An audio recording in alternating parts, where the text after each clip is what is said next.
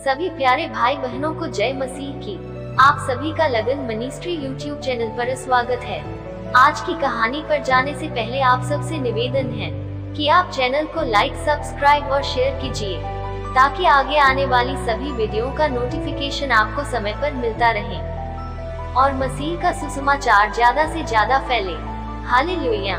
आज की कहानी पुराने नियम की पुस्तक एक राजा के 17 अध्याय से है, जहाँ पर एलियाह नबी के साथ सारपत की विधवा स्त्री का वर्णन आता है। यह एक छोटी सी कहानी है, परंतु हम सबको एक महत्वपूर्ण सबक सिखाती है और उस विधवा औरत से बहुत कुछ सीखने को मिलता है, जैसे कि वह परमेश्वर के नबी एलियाह को अपने घर में खाना खिलाती है। इसके तुरंत बाद जब उसका बेटा मर जाता है और एलियाह उसे पुनः जीवित करने की शक्ति के लिए परमेश्वर से प्रार्थना करता है, तब उसकी प्रार्थना से वह मृत लड़का जीवित हो जाता है। तो हम इससे ये निष्कर्ष भी निकालते हैं कि यदि कोई आपके लिए अपना घर खोलता है तो आप उस व्यक्ति की भलाई के लिए जिम्मेदार भी होते हैं।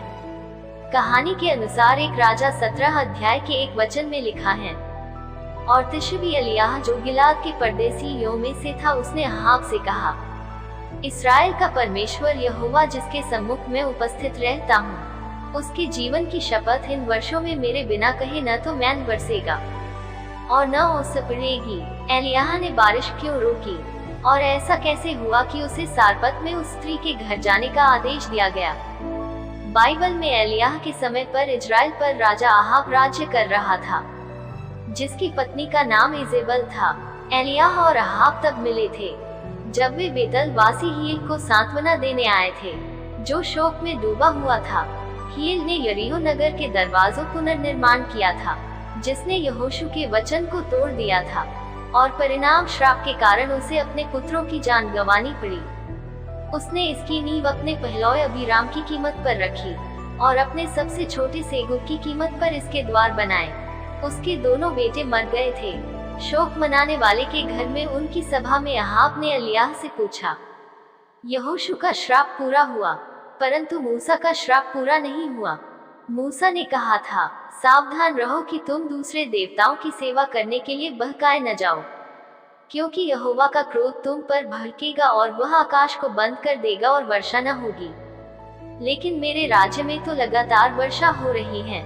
तब अहाब की बातों को सुनकर भविष्यवक्ता ने तुरंत राजा को उत्तर दिया, हे राजा सुन, इस्राएल के परमेश्वर यहोवा के जीवन की शपथ, मेरे आदेश के बिना कोई ओस या वर्षा नहीं होगी। इस प्रकार से अहाब के राज्य में कई वर्षों तक कोई वर्षा नहीं हुई। हर तरफ सूखा ही सूखा था और वह देश एक भयंकर अकाल की चपेट में आ गया। एलियाह ने प्रार्थना की और स्वर्ग से उसे वर्षा की कुंजी दी गई, ताकि वर्षा केवल उसके आदेश पर ही हो। तब अहाब राजा भी एलियाह के विरुद्ध हो गया था। आगे वचन में एलियाह को आज्ञा मिली, यहाँ से चलकर पूरब ओर मुख करके करीत नाम नाले में जो यरदन के सामने है छिप जा। उसी नाले का पानी तू पिया कर, और मैंने कौवों को आज्ञा दी है कि वे तुझे वहाँ खिलाएं। यहोवा का ये वचन मानकर वह यरदन के सामने के करीत नाम नाले में जाकर छिपा रहा। सवेरे और सांझ को कौवे उसके पास रोटी और मांस लाया करते थे, और वह नाले का पानी पिया करता था, जहाँ कौवे उसके लिए रोटी और मांस लाते थे। कौवे मांस कहाँ से लाते थे?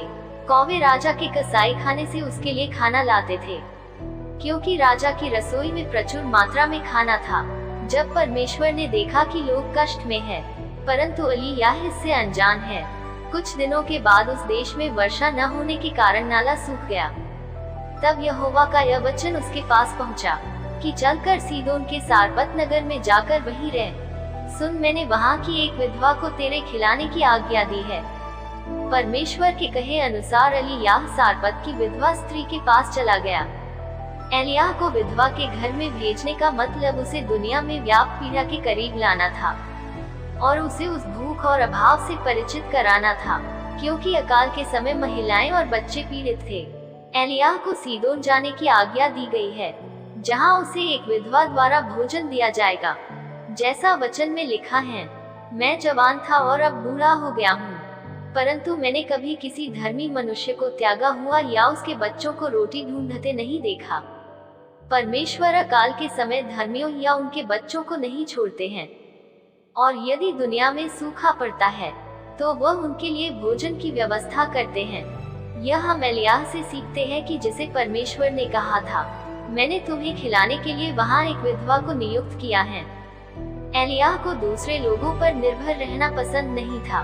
जब वह एक स्थान से दूसरे स्थान पर जाता तो वह अपने साथ तेल के दीपक और बत्ती भी ले जाता, ताकि दूसरों को परेशानी न हो। वचन 10 के अनुसार, सो वह वहाँ से चल दिया और सारपत नगर को गया। नगर के फाटक के पास पहुंचकर उसने क्या देखा कि एक विधवा लकड़ी बीन रही है। उसको बुलाकर उसने कहा, किसी पात्र में मेरे पीने को थोड़ा पानी ले आ। जब वह लेने जा रही थी तो उसने उसे पुकार के कहा, अपने हाथ में एक टुकड़ा रोटी भी मेरे पास लेती आ। एलियाह का एक विधवा से भोजन प्राप्त करना मूसा के साथ समानता पैदा करता है। मूसा ने भी अपना भोजन एक स्त्री से प्राप्त किया था। जब यथ्रो ने अपनी बेटियों को उसे कुएं से लाने के लिए भेजा, उसे रोटी तोड़ने के लिए कहें, एलियाह ने भी स्त्री को उसके लिए एक छोटी रोटी तैयार करने का आदेश दिया था। परंतु उस भयंकर अकाल में उस स्त्री ने एलियाह को उत्तर दिया और उसने कहा, तेरे परमेश्वर यहोवा के जीवन की शपथ, मेरे पास एक भी रोटी नहीं है, केवल घड़े में मुट्ठी भर मैदा और कुप्पी में थोड़ा सा तेल है, और मैं 2 एक लकड़ी बीन कर लिए जाती हूँ कि अपने और अपने बेटे के लिए उसे पकाऊं और हम उसे खाएं फिर मर जाएं। अर्थात उस स्त्री के कहने का मतलब था, उसके पास खिलाने की कुछ भी नहीं है, उसके पास तो मुट्ठी भर आटा और थोड़ा सा तेल है, जो मेरे और मेरे बेटे के लिए है। इसके बाद हम उसको खाकर मरेंगे ही, क्योंकि आगे खाने को हमारे घर में कुछ भी नहीं है। तब एलियाह ने उससे कहा, मत डर, जाकर अपनी बात के अनुसार कर, परंतु पहले मेरे लिए एक छोटी सी रोटी बनाकर मेरे पास ले आ। फिर इसके बाद अपने और अपने बेटे के लिए बनाना, क्योंकि इस्राएल का परमेश्वर यहोवा यूं कहता है कि जब तक यहोवा भूमि पर मैल न बरसाएगा तब तक न तो उस घड़े का मैदा चुकेगा और न उस कुप्पी का तेल घटेगा। तब वह चली गई और एलियाह के वचन के अनुसार किया। तब से वह और स्त्री और उसका घराना बहुत दिन तक खाते रहे। हालेलुया। कई रब्बी बताते हैं कि विधवा ने एलियाह के लिए जो रोटी बनाई थी वह अख़मीरी रोटी के समान थी, जैसे इस्राएलियों ने भी मिस्र से निकलते समय खाई गई थी। ये रोटी चमत्कारिक रूप से इस्राएलियों के लिए 30 दिनों तक पर्याप्त रही, जब तक कि मन्ना उतरना शुरू नहीं हो गया था।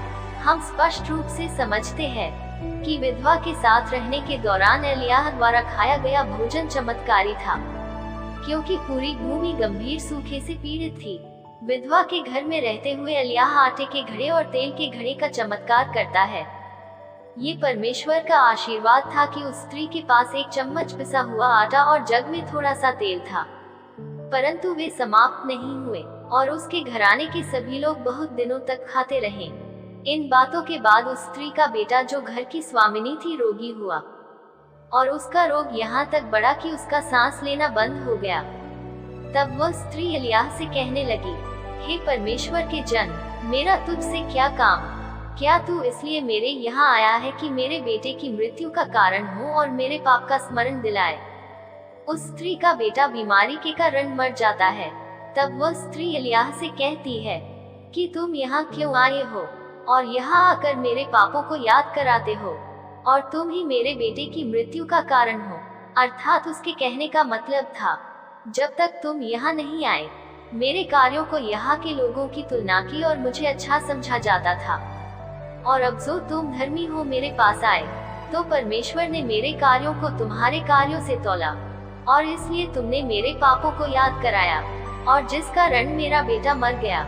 उसकी बातों को सुनकर एलियाह ने उससे कहा, अपना बेटा मुझे दे।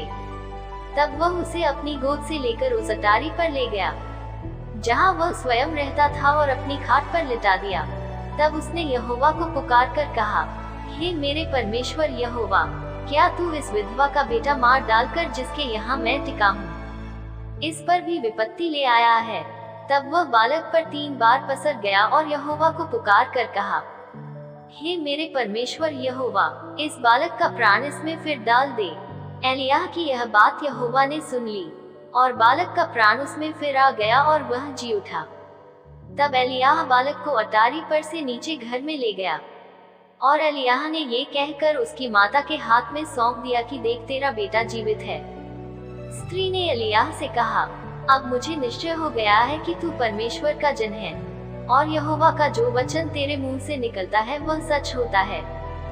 हालेलुया। एलियाह द्वारा विधवा के बेटे को पुनर्जीवित करने के बाद बाइबल पाठ में कहा गया है, जाओ अहाब के सामने उपस्थित हो, तब मैं बारिश भेजूंगा, क्योंकि उसे बारिश की कुंजी लौटानी थी और सूखे को रोकना था।